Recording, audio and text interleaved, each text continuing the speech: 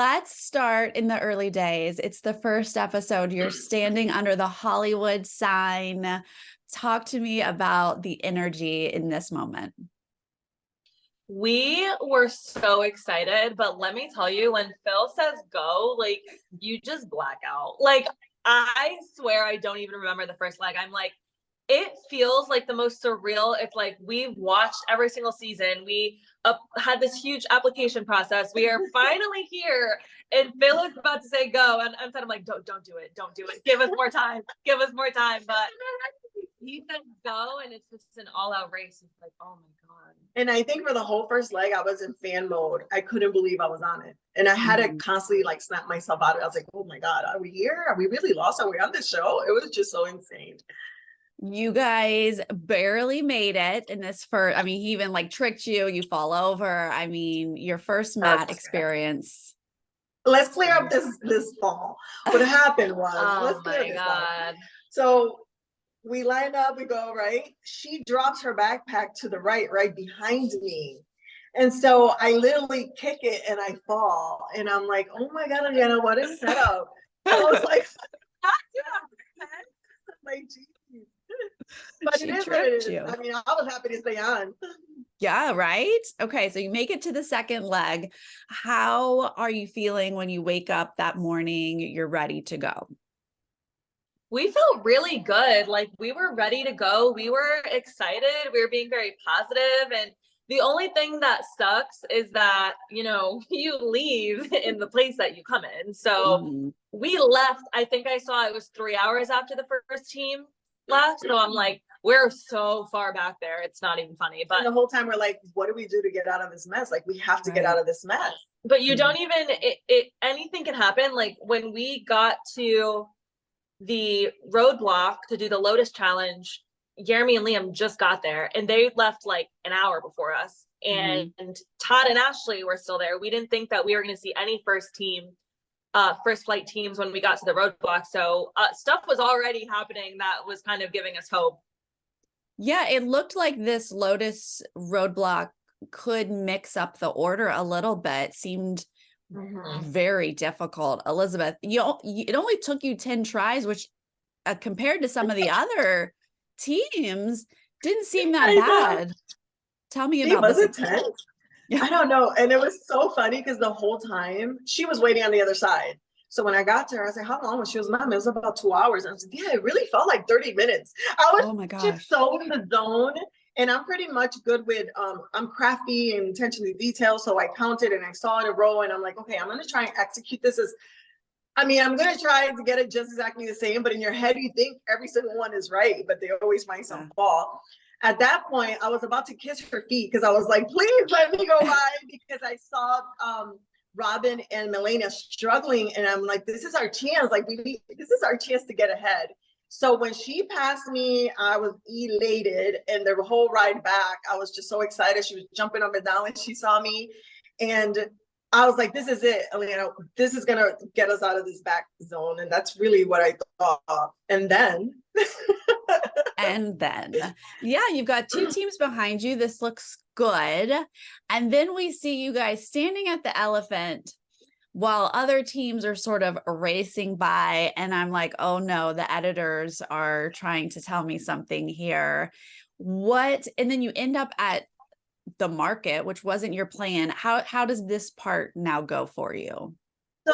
So what we think happened is that our taxi got lost going to the elephant. We didn't realize that that's the only explanation, because it took us a second to find the elephant. It didn't take us that long to find the elephant. Like, we were in there 20 minutes. It was minutes. Like, we were looking in the wrong places, but we think our taxi got lost, and we just didn't realize it. We just thought that because there's no way we were leaving and we saw Andrew and Milena, like, there's no reason we should have saw them there, because they told us too. We left like a decent amount of time before them, 10 minutes or something before them. So the only explanation is our taxi driver took the longest way there, or he got lost. We didn't realize he got lost. because we were kind of chilling at that point. We were in the car, we were excited. We weren't really paying attention to where he was going. We weren't looking at it. We were over his shoulder like we usually are with GPS. So we think he just got lost. Well, there was a time that I felt like we were going in a circle and my stomach got sick really quick. And I'm like, oh my God. And I asked him, are you okay? You know where you're going? I'm like, you know where you're going?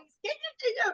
You know, because they didn't understand English. Everything was yeah. So I was like, okay, you know, because we're at the mercy of the cab driver right now. So I'm like, all right. So when we got there and we saw their teams and we're like, yeah, he got lost. I'm like, it is what it is. Our baby lead that we had. I was so sad. I was like, now we really have to haul ass. And then I thought, okay, let's go do the pomelo because I really wanted to be around other teams because that would motivate us to like kick it into gear and just to see where we stood, if we were like beating a few teams or not, whatever the case. I wanted to be around other teams just to see where we would stand. And then when we got to the market, my heart dropped. I'm like, oh God, here we go. So then initially we thought, okay, well, maybe the pomelos are back of the market. So we ran back there. We looked for about 1 or 2 minutes. And I'm like, nope, this is it. So when we ran into the market and saw Melania and Andrea, we're like, we have to do it now. We can't leave because then we're really going to be eliminated. And then everything was going great until we got one wrong. Yeah. And then it was like, oh, at that point, I said, yeah, this is it. I really felt at that point, this is going to do us in. So was it the same taxi driver that took you to the elephant and the market? So he probably just got confused, followed the other team, sent you to the market. Yeah. Yes. I think we were thinking he was probably like, oh, they're on the same show. They're definitely going to the same place. Yeah. Like, I'm just going to follow them to the market because we left at the same time. We ended up at the market. Because they were communicating with each other on their cell phone. Mm-hmm. Yeah. So I'm thinking he just went where the last team went. Yeah. And if you had tried to be like, no, we wanted to go here, he probably would have got confused again. Yeah, we couldn't risk it at that point. Well, it's because I got in the car and I showed him the address and I noticed that he didn't really look at it. I'm like, no, like this one, like we're going here. And he's like, yeah. So I'm thinking he just knows the name of the boat place. He knows where he's going. But it was because he thought we were going to the market and he was just knew he was following them anyway. And that's the one thing we did not want to do. We did not want to do the market. It's going to be so hard. It was so hard. Yeah, it wasn't. I mean, I would never do a market challenge if I have the choice. They're so stressful. So stressful. And then you get one wrong. So now you're just process of elimination, trying to figure out what is wrong. Well, so we got one wrong, we left, and then Melania and Andrea passed. At that point, I literally visualized Robin and Chelsea finishing the pomelos because I'm thinking, okay, it's just us now. I knew it was Robin and Chelsea at that point, and I'm like, they're over there doing that. We have to put it into overdrive, and we got it pretty fast. Mm-hmm. And then again, the cab driver, and I remember her telling us, I was hoping they'd post that, but she says, Mom, we just passed the pit stop. So I saw the entrance to the left. I see. So we're going to take a right and I see the big entrance right here. And then I see his GPS. It says 1 minute. And then he passes it. And I was like, I think that was it. And I looked down at his GPS again. It says 12 minutes. We had to loop all the way back around. And it was such a congested kind of like highway almost. There was so many cars that it wasn't safe to jump out of the car. I told him, I was like, just stop, we'll run. And then they were like, you can't do that. It's not safe in the area. We're about to jump out of the car. I literally was about to jump and run from the edge, which thank God we didn't because it was kind of far from like that entrance to like where Phil was. But I was ready to jump out of the car and I was like, I literally saw it and I was like, no. Oh yeah, I think our demise was really a lot of the cab stuff, and not to say, I mean, because we did get lost. Biltmore got us lost. I mean, it was just decisions you make, and you just have to live with it. Yeah, I mean, it does sound like the cab driver was a big part of this. But was there anything else that you guys maybe could have prepared differently for? I think that kind of trusting ourselves more. Yeah, I think we kind of questioned too much. I mean, the show paranoia is so real. Like it could say, go to the purple building with the pink door, and you're at the purple building with the pink door, and you're like, but are we really here? Like, is this really it? Like, are we sure? Like, that's how you feel the entire race. That is a big one. We didn't trust ourselves enough, and you know what? Shame on us. Because we were right. if we would have trusted it, we were right on target. We would have been ahead of a lot of people. But getting to the Buddha the first time, we all got directions. There were a lot of different Buddha locations. So this one in particular, we got some really good address and directions from somebody at the airport. So we were confident. So then me and Liam get in front of us. And I got so nervous getting lost because I see it on Amazing Race all the time that I'm like, just follow that car. And then that car got lost. And then Liam and Jeremy's car was the only car that got lost.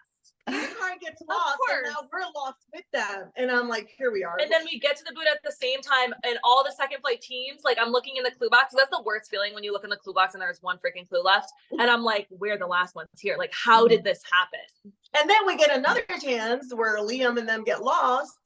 We get on the riverboat, we go across, and then they drop us off in back of the building. And we're thinking, is this the front of the building, the back of the building? Then we start looking in odd places. Like, we just we couldn't find the clue box. And then we saw the boys' life jackets there. So we're like, okay, at least we're ahead of them. And then of course we're looking for 20 minutes, a long time. And then of course we see the boys get dropped right off at the entrance. Get their little just got the clue, just prancing with their hair. They turn blowing in the breeze. Bye guys. With their hair with the cheesy smile. And someone had written hand directions, a map for them to go to the massage, and they're like, bye guys. And no, it wasn't bye guys. They were like, they took off. They sprinted. They're like, we know they can't catch us, so let's lose them. You're coming up to the mat. Your driver has taken you way around. So you're about to see Phil again. Are you pretty sure that this is it?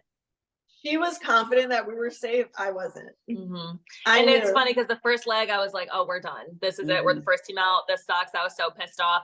They like didn't show the end. I was trying to find it, but like, I was so pissed. I was just like, where is Phil? Like, we got there and I'm like, where is he? Like, I lost every ounce of like hope.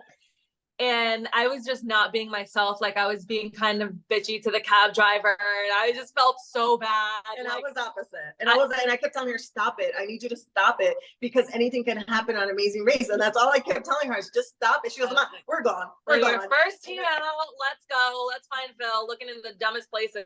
And then the second leg, I thought, like, I think we're good. Like, we're with 3 other teams. And I was like, there's no way that anyone got this done. Yeah, the second leg, when we missed one, I knew we were done. I was like, damn it. I was like, I knew we were done. Oh, well, what was this experience like for you to race together? I mean, a mom-daughter Scorpio duo. I'm here for it. I love it. How was it for you? It was amazing. And I have to say that when I went in, I said I was going to step down from mama role and kind of just be her partner and be there for her because I wanted to see how she would perform. Honestly, you know, you never really see your kids perform under high stress situations. And I've spent 20 years of my career high stress situations. So I was just trying to be her partner more than her mom at that point. And I learned a lot about her. And I'm very proud of her. I think she did amazing. She kept me calm a lot of times. And it was just now such a sense of relief that I think she can handle anything that life will throw at her now. Well, that is wonderful. You guys loved watching you. I'm sorry we're speaking so soon. We're fighting for that second chance. We're going to keep fighting to go back. Second chance. We're going to harass everyone. I'm going to keep fighting Phil and all that. Redemption season. Yes. That show would be so amazing. Like with the first and second placement. I think that would be so cool. Early outs. I'm here for it. Thank you. Thank you so much.